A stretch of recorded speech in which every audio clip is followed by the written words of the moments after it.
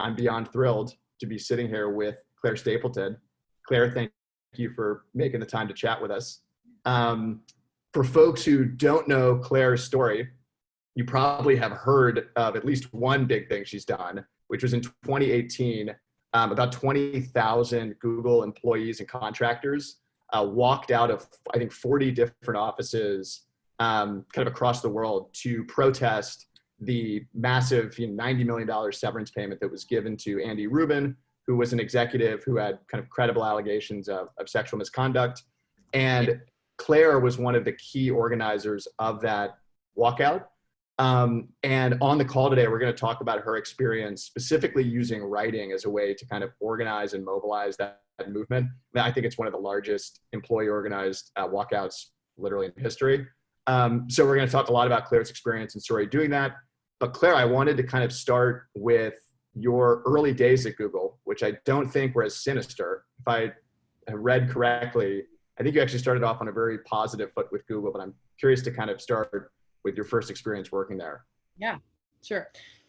So I came to Google or went to Google in 2007, right after graduating from college through college recruiting. And yeah, I mean, I think that, my arc at the company mirrors a lot of people's, as well as just generally how society is looking at tech, big tech, with a bit more scrutiny. But I was the ultimate company cheerleader, drank the Kool-Aid, just completely enamored with not just the perks of the company, though I think that the whole universe of Mountain View where I was working, and the sort of progressive decadence of the campus, as well as the substantial aspects of it, the mission and what, the mission to democratize information and all the good that Google was doing. I think I was really sold in on that in a very authentic way, but it was a big part of my job. So I joined the communications team as the most junior staffer you could be. And I was placed in the internal communications team, which is like a classic now sort of sounds like a bullshit job. And it kind of is, like these, jobs created within the tech industry that don't really exist anywhere else in the same way. So I was responsible for, ghostwriting executive emails and working on this weekly little town hall meeting that Larry and Sergey, the founders, hosted. And I sent around a reminder email to the company saying this is the topic, and here's what's going to be discussed. Here's the link to the Q&A. And in that sort of weekly memo that I wrote to Googlers, I think I was just sort of riffing on a lot of these really positive aspects of culture. And in a way, I think I was sort of accused of pumping the Kool-Aid through the system. But again, it was pretty authentic to me, but it was just sort of a funny task to do. And people who are at Google at that time, I have really great name recognition just because I was was like the person in the elementary school that sends emails to everybody or something. So that was basic. And I was on the communications team for 5 years. And then after that, I moved to New York, and even another level of, kind of selling the Google story. I went to Google's creative agency, which is called Google Creative Lab, which makes Google's ads and does a lot of its sort of strategic branding projects and that sort of thing. But similarly was working on how to kind of speak the gospel of Google. The company at that point was starting to tackle, some questions of its bigness and its, is it evil and these other things. But remained a kind of company writer. And I guess that takes me to the end of my first big chapter. Yeah, and I'm curious too. You mentioned not only were you drinking the Kool-Aid, you were help propagating it, if you will. I'm curious, what are some of the core maybe stories or narratives within Google that at the time were kind of pillars of the culture that you really maybe harped on or felt were the significant draws for why people should work there? I'm just curious to hear a little bit more about kind of what you felt was core Yeah, to that culture. totally. I mean, I think that it, as time went on, there became a lot more of like press and policy narratives. But I think, in those early years, Google was sort of like this underdog company, even though it was like printing money and, employing tons of people at that point. But I think that the culture was a really huge part of it. And, you know, I think that the openness and transparency and how accessible the executives were, how authentic they were to that mission. I think when Google pulled out of China and whatever it was, sometime before 2010, Sergey wrote a big thing, which I worked on, about, how he grew up in, the former Soviet Union, and how, censorship was anathema to him, and the democratic values of openness, and, it was all that sort of stuff, which I think is like much more complicated now. And particularly with not Google necessarily, but Facebook, there's a lot more skepticism towards, connecting the world as a good thing, and how the tech companies can undermine dialogue and all this. But at the time, I think it was really the simplistic, altruistic sort of talking points about, connecting the world, and how information, in like the Arab Spring, information will, liberate humanity. I mean, it was like a lot of things that I look upon now with a lot more complexity and scrutiny. But yeah, and I think, similarly, the way the campus and the offices were laid out was, I think, attempting to build a utopian vision of what companies could be, the sort of new model of how workers are taken care of. Workers are, owner mindset. You have a stake in the company, but this place is for entrepreneurs, for people who dream big, all these things.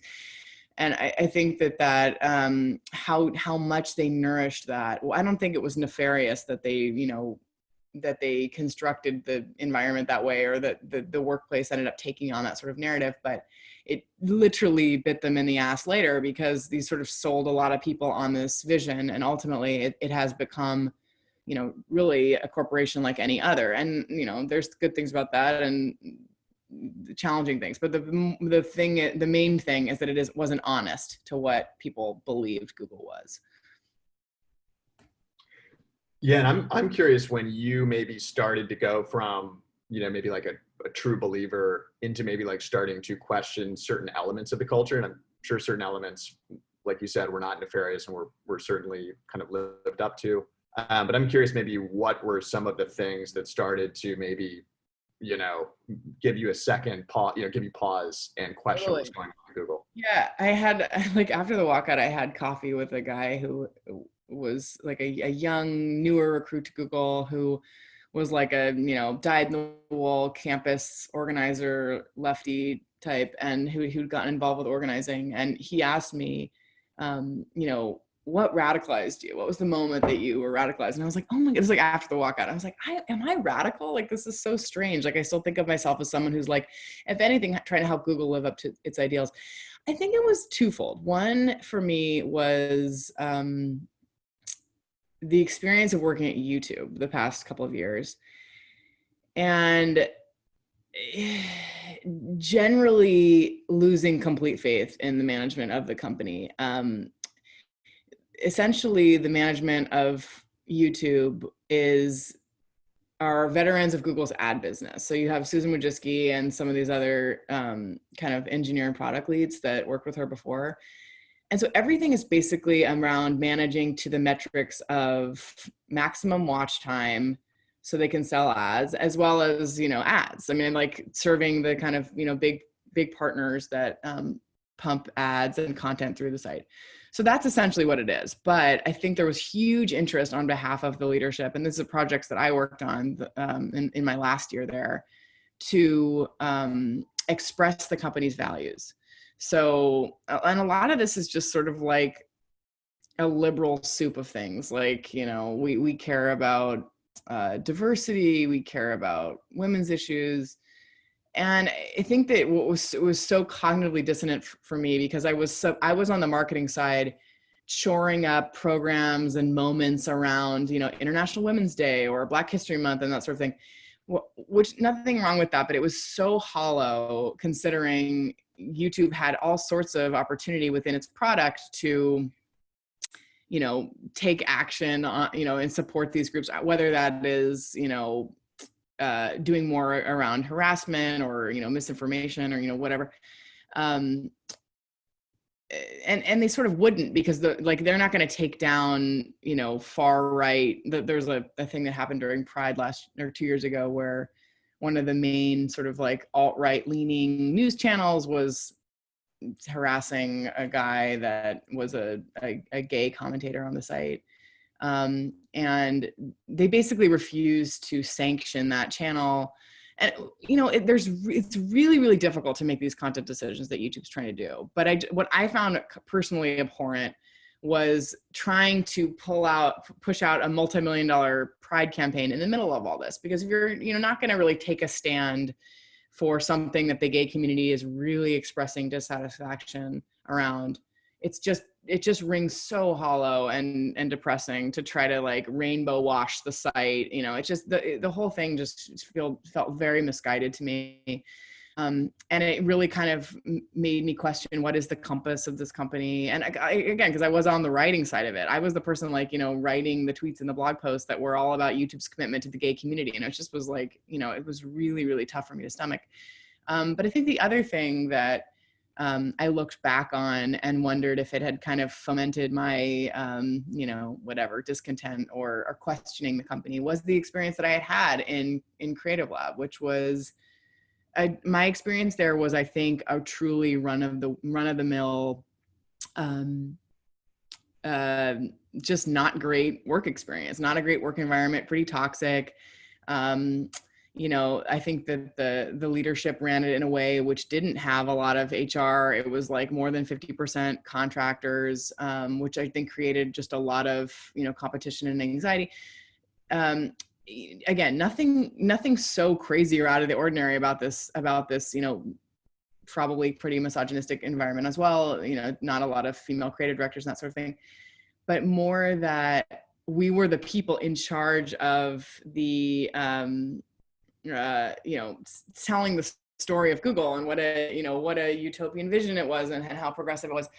All those sorts of things. So it basically, there was someone who left that environment a few months before me, and she was like, God, this place is so sexist and awful. I got to get out of here. And I was like, wow.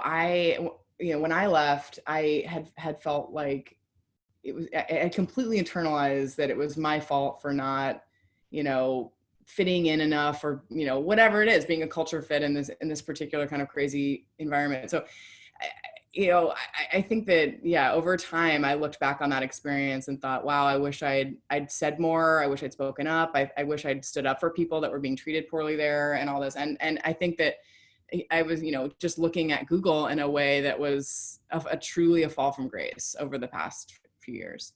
That's my radicalization story.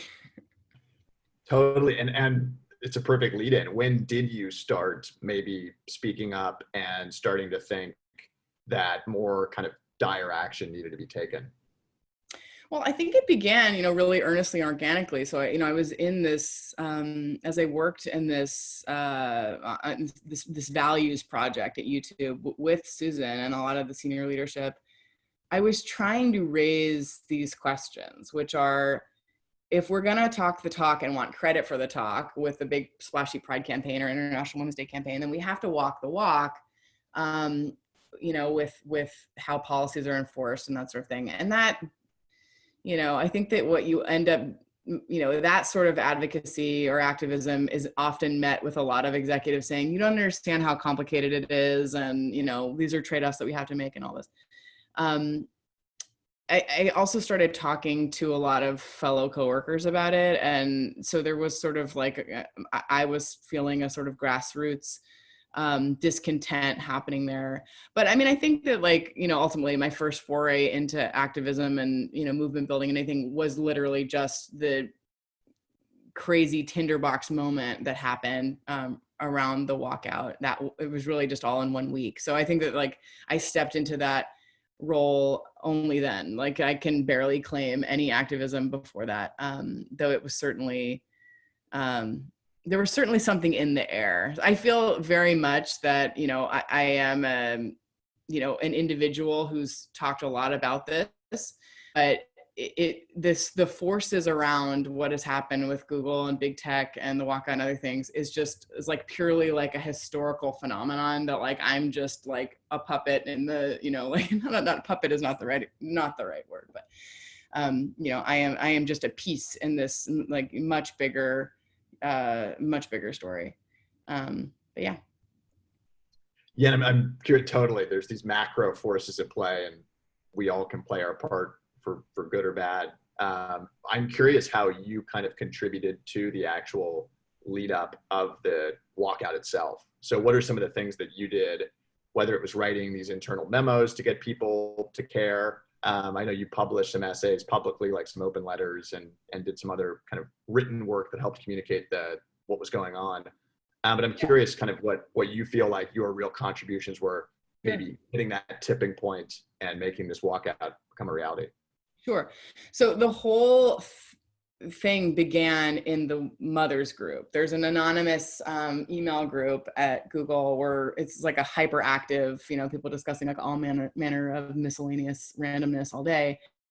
And I think insofar as I am a writer, I'm more just a sort of like listener, finger on the pulse type of person. And I like really followed this thread around Andy Rubin and the big payout. And it's really, I have like a news article framed in my room that has like Andy Rubin's face on it. And yet another person who I feel like gets an undue share of the story, because really when that news broke, what was interesting about it was not that people were so pissed that Andy Rubin got paid $90 million and he was like thought of as a, you know, a sex pest or whatever.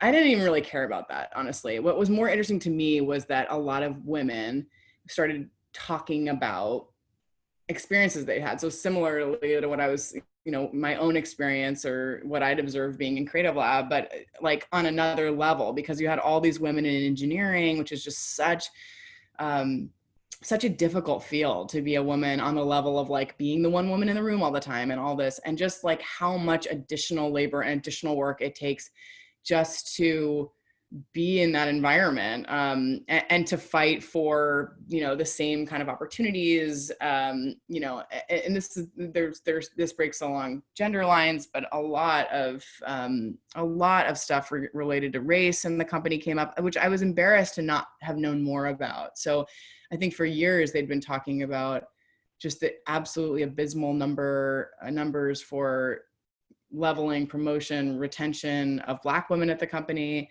Just a whole mass of issues. But anyway, a lot of HR stuff that came up. And I was really fascinated by this thread, which became a Senta thread. So it was like, you know, hundreds of posts. I was very interested in how deep the disillusionment, how broad it was. And I think that a lot of it was very disappointing experiences with HR, which I had myself, and you know, in ways that I didn't have so much stake in, I guess, but, you know, people who really had managed to stick around the company when they'd been kind of pushed out, you know, really feeling that, you know, HR ended up backing up the company and all this. Anyway, so I saw this happen, and I was curious to see how the management was going to respond. So, you know, with my previous experience having been in internal communications, I know how all important these executive comms are. And I think that was such a hilarious, you know, hilarious, maybe not the word, but there is an irony that Google could have completely nipped this whole thing in the bud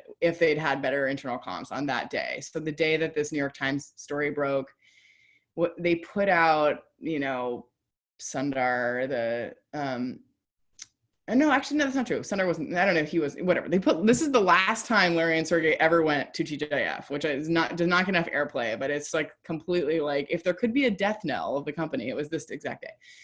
And I think that they were sort of problematic mouthpieces in this, because Sergey has had a lot of indiscretion, and then Larry was apparently the person who signed off on Andy Rubin's payout. But anyway, they were incredibly defensive, and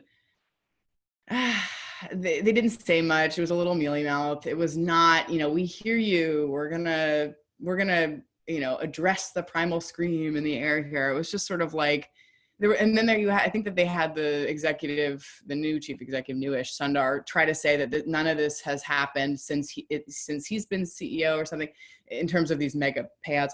But again, it was so insufficient, because you have all these people sharing stories which are contemporaneous, that involve a lot of different cultural issues. It wasn't just about Andy Rubin. It wasn't about one thing or the other. So anyway, I was just sort of like, I had a real bee in my bonnet after watching this. And so I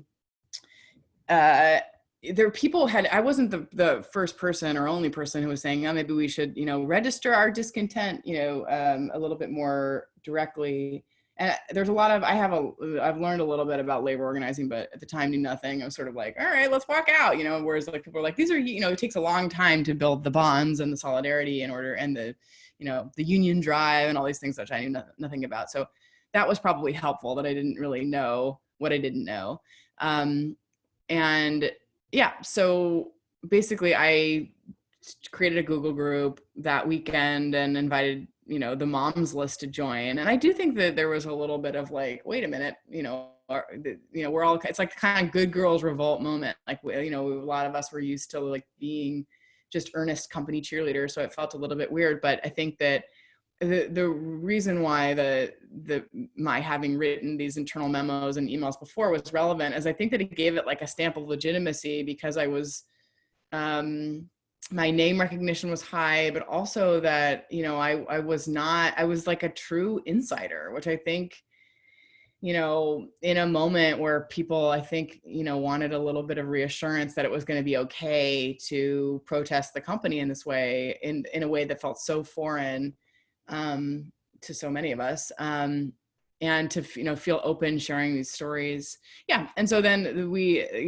within a couple of days, it was just decided we would do it that Thursday. And yeah, I think that the walkout was really, as much of anything, was about people kind of like speaking up about their stories of the company, and just like kind of like, feeling out the power of workers. Again, like, it sounds so ridiculous, because like unions and all these, very, very legit labor action has happened, over, that we stand on the shoulders of giants. But I mean, I think for tech, there has not been a lot of like organizing that traditional sense. And I think that something that I'm really proud of with the walkout was that it really centered contractors as like a huge issue at Google. And I think that that's gotten a lot of play and love now, as well as just like the ongoing huge issues around racial equity at the company. But yeah, I mean, I think that we got, yeah, anyway, yeah, that's all I'll say on that for now. I don't know if that was the original question or not, but. No, totally was. Yeah, I'm curious to get 20,000 people, to get 4 people to do anything, it's hard enough. To get 20,000 to do something, is no trivial matter. So I'm really curious if with a lot of your kind of messaging, given your background in internal communications at Google, if you kind of framed a lot of the walkout around Google's like proclaimed values, or, it's the culture it claims to aspire to. I'm kind of curious just how you framed the whole movement, if you will, given that you have this kind of intimate knowledge of how Googlers think, what the culture is actually like at the company. Yeah, I mean, I think I definitely wrote it like in my voice. So I wrote a lot of that stuff was sent internally was like kind of quirky, which I don't, I think, there was criticism of that too. Like, let's not make light of, let's not find humor in this, it should be serious. And some of the other organizers, I think, brought a lot more rigor to how we were framing the issues and the demands. I mean, I think that like to what I said, that I feel like I'm a better listener than writer. A lot of times, like, I think that, in this short process in which it was planned, I was curious to collect people's stories, I guess is one way to put it. But mostly I was like, what chord is this striking? Because we thought that maybe it would be a couple hundred people, and it was obviously huge. But I think that represents how deep the disillusionment was, and how like what a kind of profound moment their like, matchstick that Andy Rubin thing was. And so, you know, yeah, so I sent around this link to a Google Doc or Google form, and I look at it occasionally because it is really shocking. And I didn't like get proper, they did it so quickly that I didn't have like proper consent around people's stories. We never like published it, though people did read them at the day of the walkout. But yeah, I think that like that to me was the most important thing was, and also the demands were crowdsourced and were like, it was a very, very like iterative process. But I think that, right, like, insofar as movements, if they are to be successful, they have to really represent something in the zeitgeist and represent something that is true. And, I had some thoughts that helped me characterize what I thought was going on culturally at Google based on years of observing the leadership and listening to them and listening to other people, as well as my own observations. But there's so much more going on that I couldn't begin to wrap my arms around without actually talking to people. And so I think that, that's why people say like with organizing is, around doing like listening tours and, these sorts of things, because you can't fake the funk, I guess is like the truth. So, I think it was important that it represented a plurality as opposed to just, my email voice or something that, I definitely did try to wrap my arms around the cultural nightmare that continues on in big tech. Yeah, but if I were to summarize that, I mean, really listening to what is true for many people and almost using observing as the first step to communication. That's kind of what I hear there, because I'm sure it was kind of shocking to get all these folks who, I'm sure the depth of some of these stories was like somewhat shocking and gave you some resolve to kind of move forward. I'm curious, like what, couple years have passed kind of since then. I'm really curious how you think about some of the biggest impacts that the walkout has had so far. I know things like forced arbitration have, I think, since ceased as a result of those walkouts, but I'm curious, as you think about this movement, are you kind of optimistic that it's continued and headed in the right direction? And how do you think about kind of the most important impact that the walkout has really had to date? Yeah, I mean, I think that it didn't, the group of people that got together and were kind of the organizers of it almost immediately fell apart. Like, that's not a story that's been told much, but I mean, it's like, I think it's like, it is a sort of it was a classic challenging mix of personalities, as well as aligning on a charter. To what extent were we the elected representatives of women at Google or not? It just is like a whole intriguing. Hey, how are you? So, and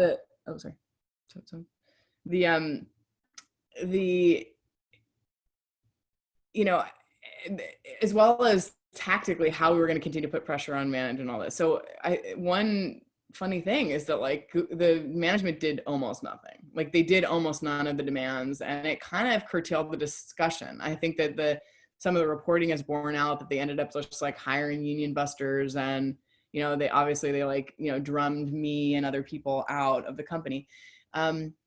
So I think that the most tangible effects, or the ones I'm proudest of, are, joining, I think what was a trend anyway, of just tech workers first of all, tech workers thinking of themselves as tech workers, because I think being such a privileged group of workers for so long meant that, people didn't really feel entitled to pushing their, company's conscience or questioning working conditions, because it is a well-paid set and other things. But anyway, people looking around, things like I never questioned the usage of contractors in the marketing department at Google, really, until the walkout, and understood, how this has created this second-class citizenry that has like got lots of huge problems with how the race and gender breaks down.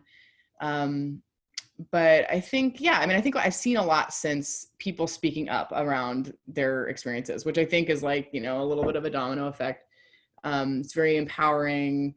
I think and hope people will lead differently in small ways and in bigger ways. But I've seen, there was something I was really interested in and proud of right as I was leaving, was a sort of consortium of managers at the company doing a discussion forum around how, as sort of officers of the company, they can lead more ethically, push for change in their own ways. So this is not like a, concerted activity among workers, though that's obviously incredibly powerful, but people making these like small decisions on their own.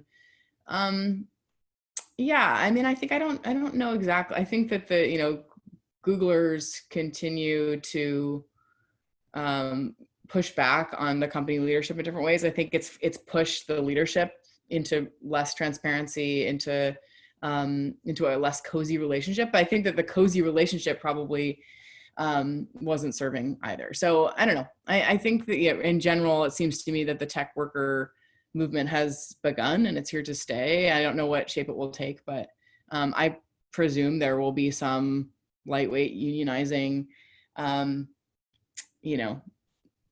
time goes on. And I see that the Google walkout was a, significant moment for that. 100%. And by the way, we're almost to the Q&A portion. So if anybody has any questions, just drop it in the chat. And maybe in like 2 or 3 minutes, I'll do 1 or 2 more questions. We'll switch over and we can unmute and have like a conversation. So I think, thank you, Sarah. And anybody else who has a question, you can just start dropping them in. So one kind of final thing I just wanted to end on is that you've now obviously taken, your decade at Google and a lot of your expertise kind of being on the inside of a lot of these companies and being very close to leadership. And you've launched this newsletter where basically people can kind of anonymously tap on your wisdom and you'll give them basically direct, sincere answers to some thorny problems that they're working through. But I'm really curious, kind of what your goals are with tech support, with kind of your motivations for starting it. Would love to just kind of hear the pitch there, if you will. Yeah. So, but even before I left Google, I was struggling with figuring out how I could contribute to the tech worker movement. And I think that I am sort of this gadfly in the mix because people like my dear friend Meredith Whitaker, who I got to know through the walkout, she has a research institute at NYU. She's a longtime organizer. Her entire brand and career and passion and MO is around ethical issues in AI. She's very connected with the academics who work on these issues, as well as the Taxi Workers United and all of these very legit activists, right? So I'm sort of here I am, the person who is I had this unique story within Google and played a unique role, I guess, in the walkout, but struggle to think, how can I contribute to this thing that I have stumbled into a lot of purpose for? And then I left Google. So then I was sort of no longer on the inside at all. And as I, kind of gathered my strength and, started to process and move on from my own, very complicated roller coaster of an experience, I remained in very close touch with a couple of people that some of whom reported to me at YouTube and I would constantly commiserate with or advise or mentor. And then just other people that I knew from my old team who were struggling with the same exact things that I did around the gap and the dissonance between the work that you're doing sort of out there selling YouTube or Google, with what you see, which is a very different story that's very complicated and doesn't feel great and, all those other things. So, I think that what I felt I could offer was, a fellow traveler ear and, my own just lived experience and empathy for a lot of these paradoxical issues, because I understand that, not everyone is going to want to, try to push back on their employer or doesn't feel that they can. I think that certainly what I saw and understood from reading all these testimonials that people sent through around the walkout was that the system works really well by design, or, not necessarily someone's design, but this is how it's shaken out to make people feel very small and powerless. It's the classic trope is that when you report misconduct, so whether that's sexual harassment or a bad manager or whatever, unfair or bad labor practices in any form, ethical issues, you very well might put a target on your back unless there is an incredibly ethical, strong HR partner or a leader who really wants to make their culture work better or something. But I was not seeing a lot of that at Google. So it doesn't feel like there's a lot of great options. I think if you find yourself in a situation that's frustrating, other than leave or something, which, like, you know, we're in the middle of COVID, and I don't, you know, it's not like that's such great advice either. So anyway, I just was, you know, I'm just trying to give voice to people going through it, because I know how widespread that is. And, like, you know, I long to see people who are having an amazing experience in tech, though I have not heard that in a while. So anyway, I just, yeah, that's basically what, and it's, yeah, it's been sort of a casual thing, but in the first like 3 or 4 were literally all people from my old department. And like, it's just a funny aside, all of the leadership for my department is subscribed. So I don't know if that means that they're having an introspective moment or if they're planning to sue me, like including my old manager, who like am ripping a new one all the time in this. So yeah, I'm clearly like partly motivated by being a troll and just like, you know, working through my own negative experiences. But yeah. That's me. You got to keep your enemies closer, right? That's rule number 1 in strategy. Amazing. Well, let's jump to Q&A. That's a perfect segue to, I think, Sarah's question. We can start with you, Sarah. If you are able to unmute, feel free to elaborate and chime in. Oh, sure. Okay. Hi, Claire. This is awesome. Thank you for doing this. So I just building off of what you were saying about the importance of executive comms and how you were doing that for so long internally at Google. I was curious if you have any thoughts on, and this is something obviously that's very big right now, and people are responding to, you know, executives stepping down because of quote unquote hashtag cancel culture. And so I'm curious if you see like an ideal way for executives or public figures to respond when indiscretions or the fact that they're perpetuating inequities at the company, if there's like an ideal way to respond, and if you draw the line, or if you see a place to draw the line between like what warrants someone to step down or be fired, or what is something that someone can grow from and actually enact change from within a company. That's a huge question. So yeah. Curious if you have any thoughts. Yeah, I mean, I think that like on the internal communications side of things, or the executive communications, so it's externally facing too.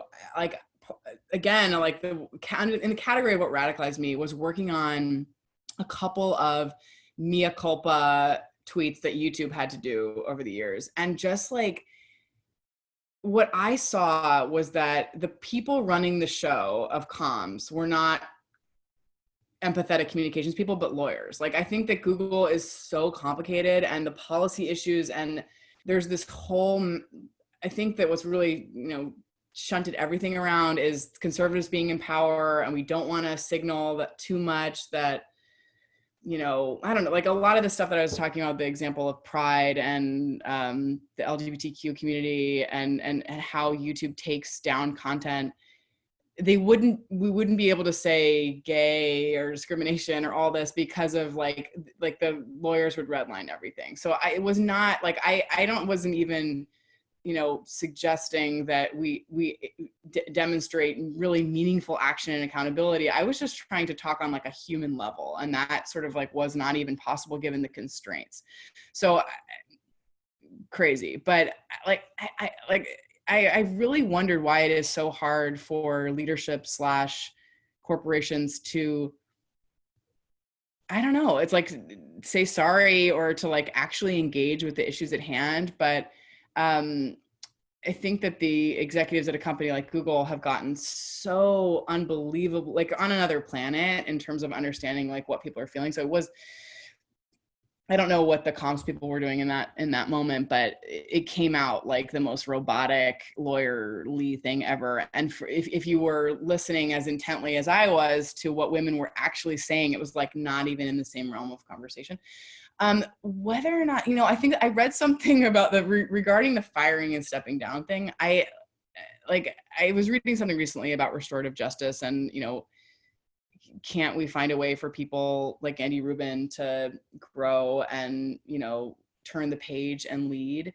And I do think that I have some thoughts on cancel culture that include that it should be discussed more, and like we aren't in an optimal place with how you know, it often feels like there needs to be like a head on a plate if there's like a public, you know, PR whatever snafu.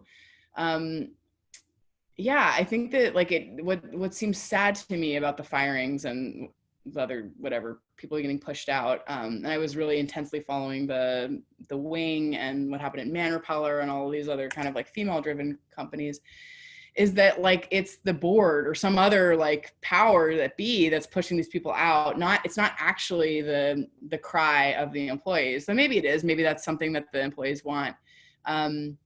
But I think what seems more fundamental is people wanting to talk about how to, as you put it, like correct these inequities and why it is so hard. Like another thing that happened recently is these women at Pinterest who were talking about just like this issue that I saw constantly at Google, which is Black women coming into the company, being underleveled, doing work at like a way bigger impact than people at their level, and then the absolute inability to get that rectified.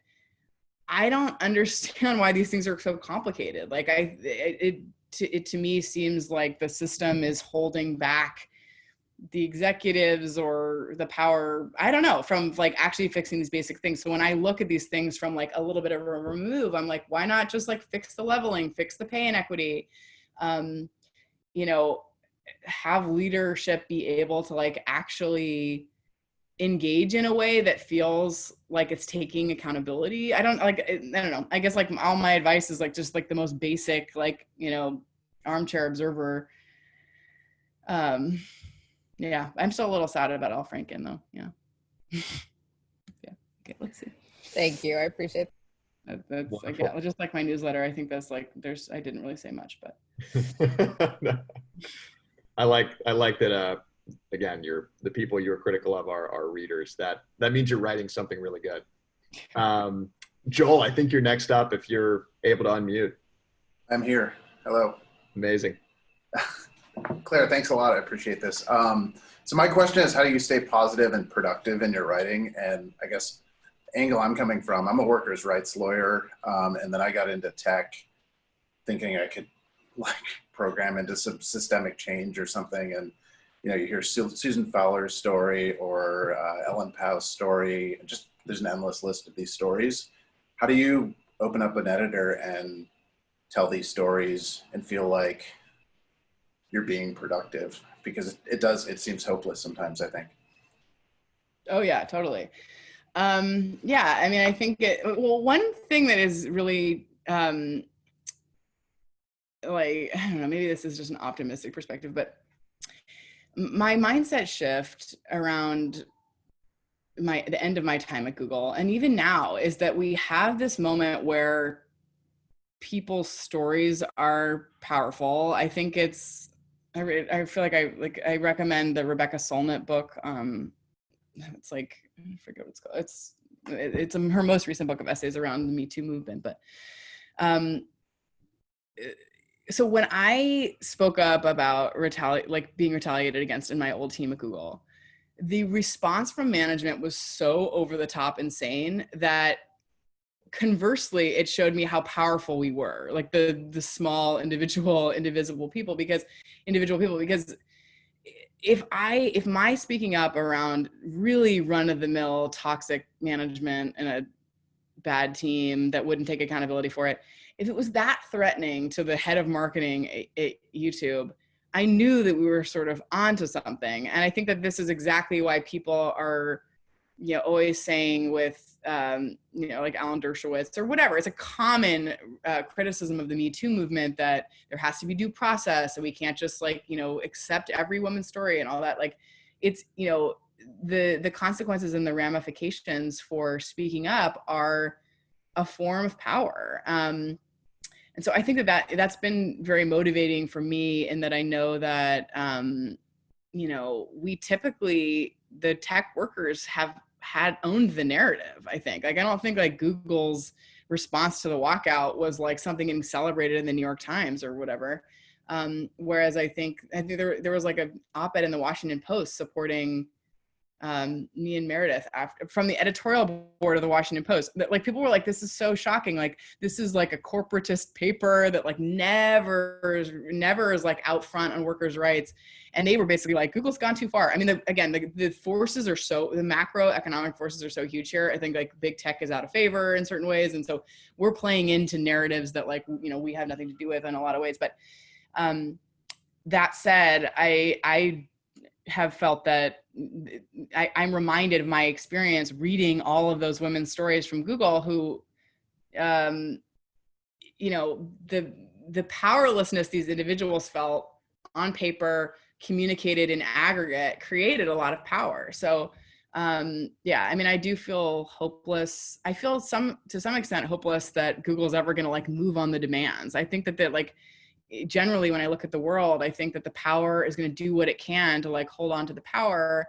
But I think it's worked really against Google that their narrative has changed so much that now people are like, oh yeah, they are like just a data munching conglomerate monopoly. I mean, they're getting a lot of like negative stuff from everywhere. I think like the workers' revolt added to that significantly. So, yeah, and like I remain deeply affected by like those Pinterest women, like reading a lot about them, or I think about Ellen Powell and all these people speaking up, and find that to be something worth engaging with and celebrating and participating in as much as possible.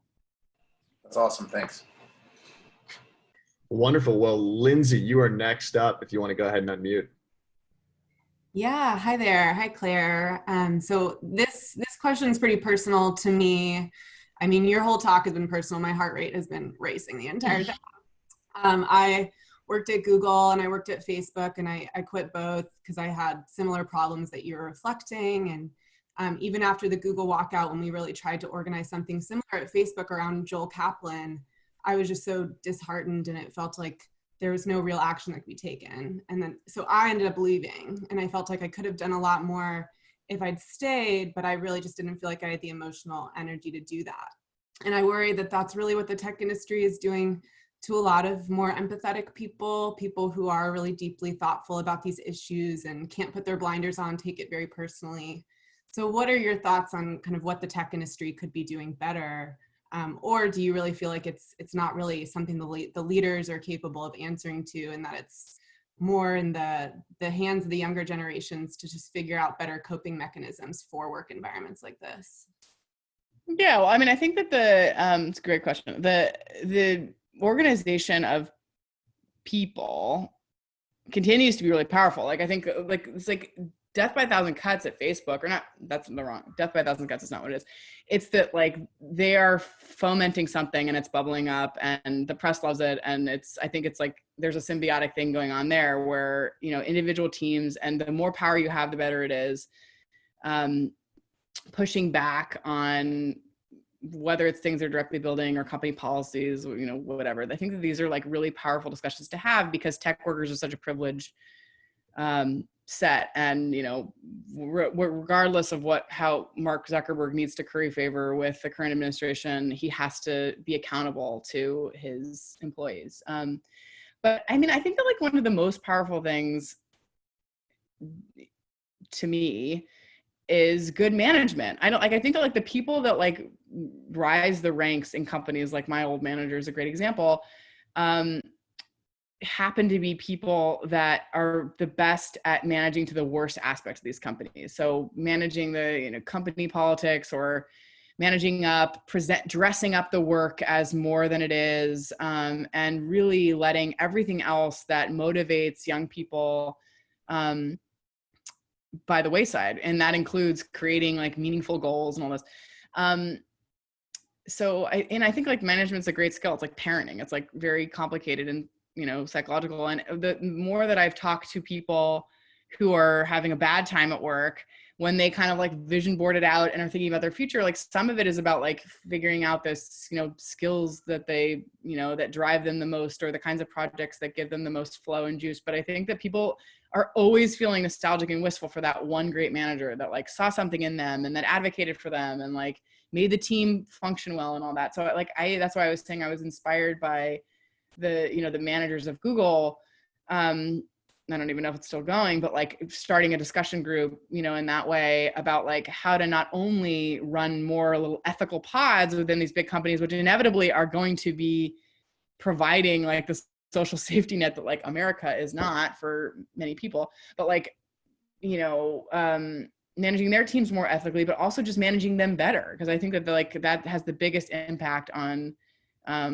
you know, if people are happy or not, or if they burn out. But yeah, I don't know. It's like, it's really hard. Cause I think like with the Facebook stuff is a really good example where like all of the power is in Mark Zuckerberg's hands to make this decision. So if he doesn't want to take on Trump or whatever, I don't even know if that's the right decision. Like, I don't like, maybe censorship of any of these things is weird and like very problematic, but regardless, like there's way too much power in the top, and even the people who seem to have a lot of power, a layer beneath them, don't act like they do, or don't feel they can use it, or it's all up to Mark Zuckerberg anyway. So I think it's like the only thing that's going to make people feel somewhat happy or fulfilled in their careers is probably just like looking at what's right in front of them and trying to make meaningful things that will take them to the next place. And, you know, I don't know. Yeah, thank you. Wonderful, thanks. Well, I think we've got a couple more minutes if anybody has a final question. We did have a couple folks who couldn't make the call, so I'm going to share one of their questions here, which is directly about tech support. How do you decide when folks kind of write you in with things that they're working through at work and want your advice? How do you kind of decide what reader questions that you'll actually answer? That was one question that came up. Yeah, it's hard because I have a couple that are in my queue that I'm like, I really want to respond to this, but either it's like way too big, or it's like someone wrote me recently about announcing that they're pregnant at work, and I had such a bad experience with certain aspects of that, and I don't want to be negative, and you know, it's just like I also feel like I'm still processing a lot of the things yeah, but anyway, I usually look for one, something that I authentically connect with, like a mini story. Like the whole process is like just making me remember different aspects, good and bad, of my, you know, very, very long tenure of Google. But yeah, like also just trying to find like something that feels like broadly applicable. But if not, I'm just trying to like respond to people directly, you know, one-on-one.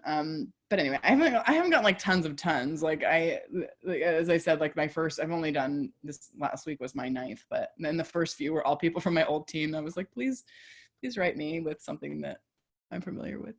But I look forward to going a little bit more out of my comfort zone because, right, I'm drawing on a lot of personal experience, and I'm prepared to do research if that's what it takes. I have an old HR person from Google that I've been texting, who has completely different life experience than me. Similarly fell from grace with Google, but I've vetted a couple things by her. But it has been interesting. Like the one that I did last week, which was about it was like a female engineer who had been told to manage someone who was like a non-performer on her team. Anyway, I got 2 responses from guys being like, you should have really seen what the other perspective would have been on this, because this guy might be a total rock star and she doesn't know how to utilize him and all this. And it is really interesting. Like I am responding to, you know, people's lived experiences, which is very messily subjective. I think she was right. And I still believe like it was wrong for her manager to like have her manage this person without any, you know, blueprint for doing that and all that, but whatever. It was just funny. I was like, I should probably vet all of my, you know, questions by like at least 3 male perspectives before proceeding. Anyway. Amazing. Well, we're basically coming up right on time. So Claire, first of all, thank you for making time. Thanks everybody for joining the call. Where can people find you online? Where should people follow you? Where do you hang out? Yeah, my Twitter is Claire Waves, and yeah, it's techsupport.substack.com if you're not subscribed. Amazing. Well, cool. Thanks everybody for joining. And so Claire, thank you so much for carving out the time. Thanks, guys. Happy writing.